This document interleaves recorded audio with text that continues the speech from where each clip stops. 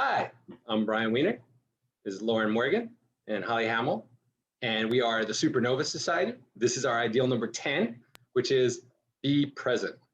And I think it's really easily summed up by Ram Dass in his quote where he says, be here now. Pretty simple, right? It's to stay in the moment. We are all, too often we're time traveling and we're driven by worries about the past or concerns for the future. But in the current moment, they don't matter. Only now matters.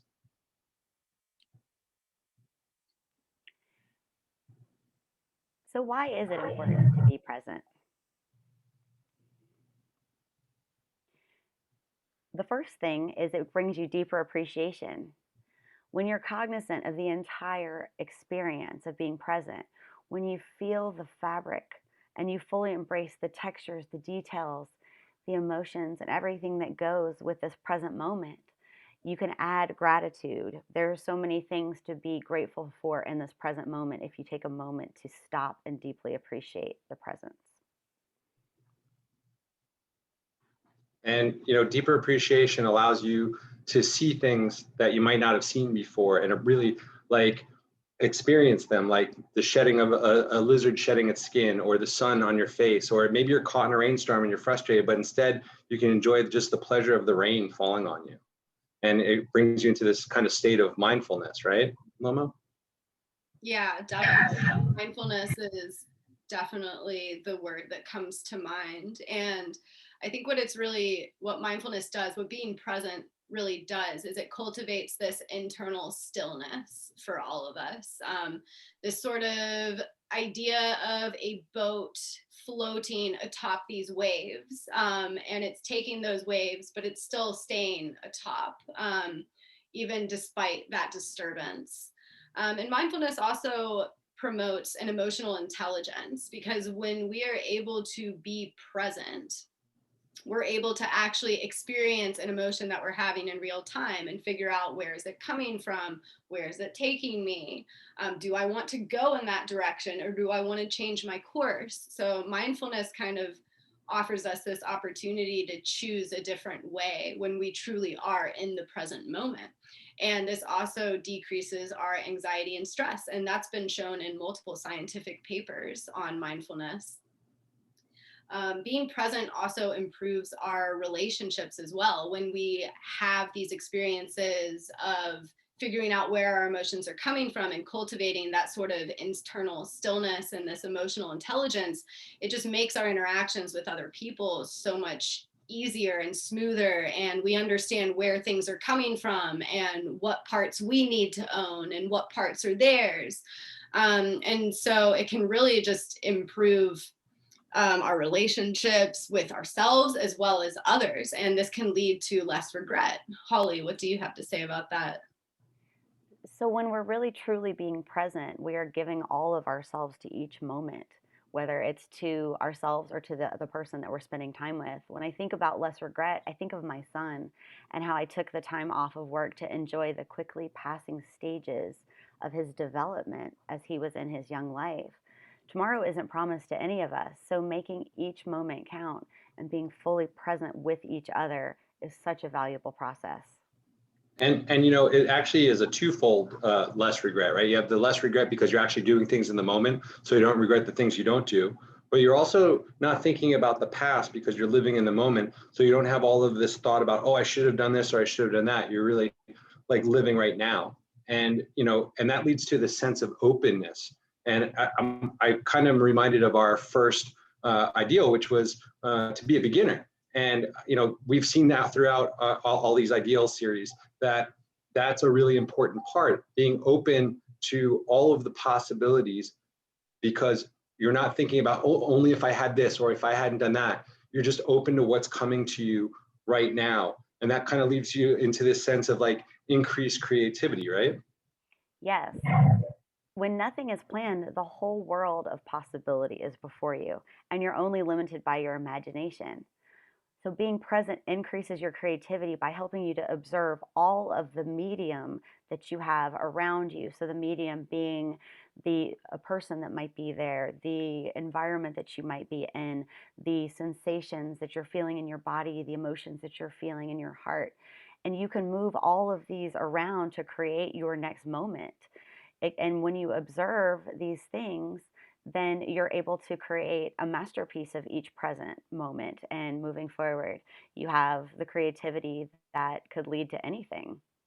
Right, because what you're doing is you're taking everything and you're making this current palette of what you have to work with versus what you wish you had to work with, and it leads to a sense of playfulness and and improvisation. You get to be in the moment and not think about the outcome versus just being there and really improvising with what you have.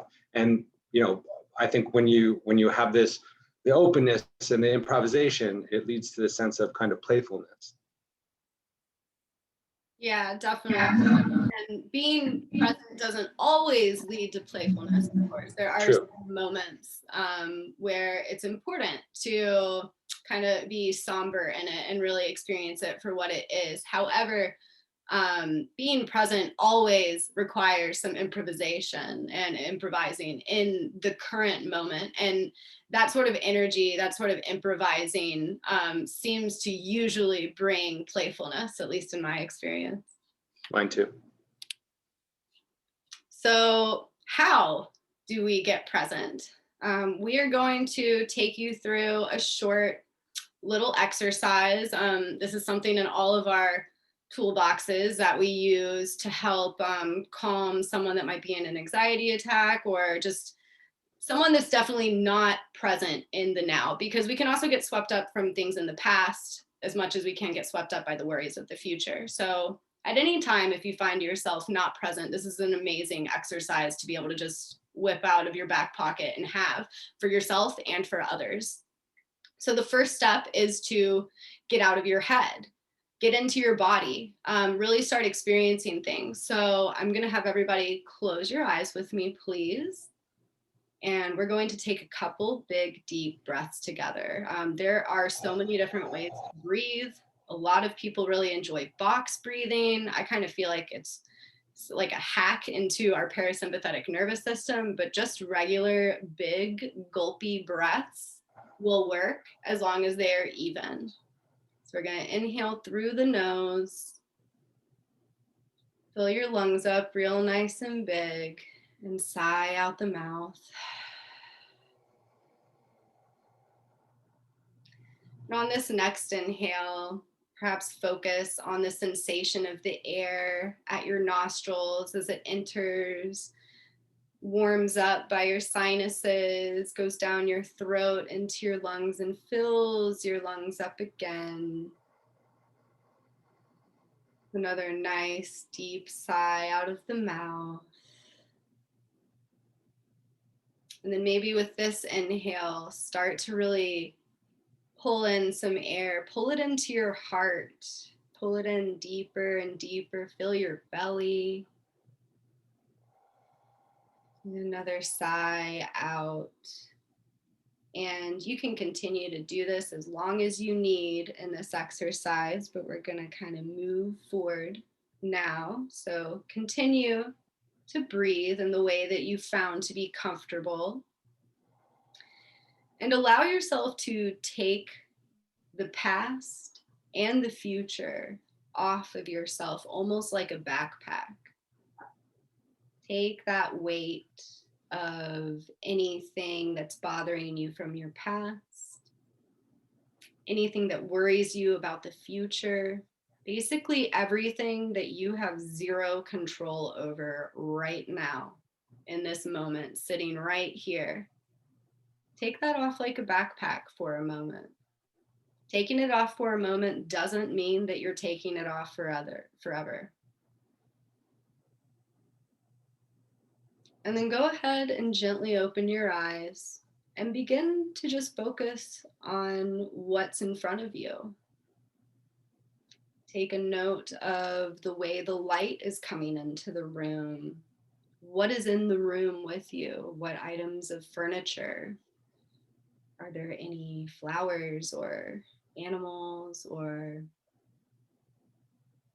anything else that's catching your eye? And just take a moment to take it in. Are there any smells associated, tastes associated, sounds associated?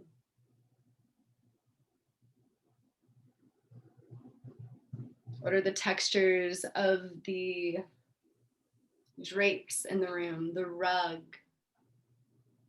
And actively experience these things. Note them. Don't judge them, but just note them, almost like you're a scientist in the field observing some alien world that you've never seen before. How would you describe it without putting judgment on it? Without deciding that the airplane that's flying over is a distraction, but instead just allowing the plane to pass and letting it fade out of your consciousness the way the sound fades out as it gets further away. So go ahead and kind of come back to center and start paying attention to the video again. But that was the little moment in mindfulness. You know, it's funny. I've had a hard time over the course of my meditation practice to just note it and not judge it, to like allow it to come in and to just go out. But I have noticed the more I practice, the more I do it, that the easier it does become. And I would imagine that's the way for you guys as well. Definitely. Yes, I love the concept of letting things that are happening to flow through you with loving non-attachment and not judging. So, to wrap up this how to be present, just remember that there is only now and the rest is just an illusion. You can't breathe in the past or in the future. You can only breathe in this present moment in the now. Eckhart Tolle says most humans are never fully present in the now because they believe that in the next moment, that the next moment must be more important than this one.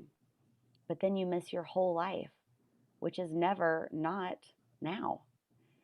And that is a revelation for some people, to realize that your life is only ever in the now.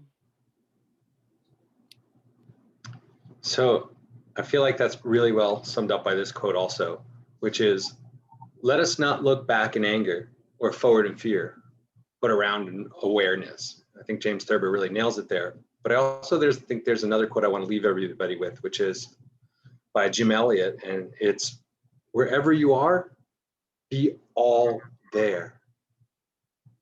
Thank you. Thank you for being here. Thanks for your time. Thank you, everyone. Thank you, everybody.